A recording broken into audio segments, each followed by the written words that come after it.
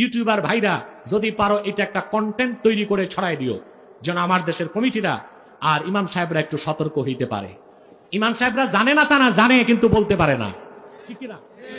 ইমাম যখন জুমার দিন মসজিদের মিম্বরে বসে যাবে, মুসল্লিদের নামাজ পড়া জায়েজ নাই, তেলাওয়াতও জায়েজ নাই, সালাম দেওয়া জায়েজ নাই, সালামের জবাব যে ওয়াজিব সেটাও জায়েজ নাই। ইমাম যখন মিম্বরে বসে যায়, তখন কিনা আমার দেশের কমিটির সভাপতি আর সেক্রেটারি বড় সুৎখর আর বড় ঘুষখোর ইমাম সাহেব থেকে মাইক নিয়ে ইমাম রে বসায়া পঞ্চায়েতের কথা বলে। এটা জায়েজ না? না জায়েজ? ওই নেতা একটা এসে মাইক নিয়ে বলবে আমারে ভোট দিয়েন, জায়েজ না? না জায়েজ?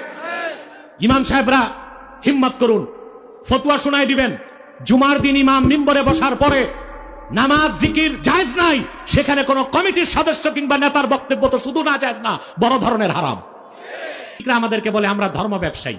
না, মুসলমান ধর্ম ব্যবসায়ী হয় না, বরং ইসলাম ধর্মের জন্য জীবন উৎসর্গ করতে প্রস্তুত থাকে। তবে মুসলমানের ব্যবসা তাদের মালিক আল্লাহর সাথে। তোমরা যারা ধর্ম ব্যবসায়ী আমাদেরকে বলো তোমরাই তো ধর্ম নিয়ে ব্যবসা করো। সারা বছর নামাজ নাই, রোজা নাই, জিকির ফিকির নাই, নির্বাচনের আগে টুপি একটা মাথায় লাগায় মসজিদের মিম্বরে হাজির, জুমার দিন ইমাম সাহেবের কাছ থেকে মাইক নিয়ে উনি নির্বাচনী প্রচারণা চালায়। না জায়েজ, হারাম হারাম হারাম। কোন একজন ইমাম সাহেব জুমার দিন মসজিদের মিম্বরে কমিটির কাউকে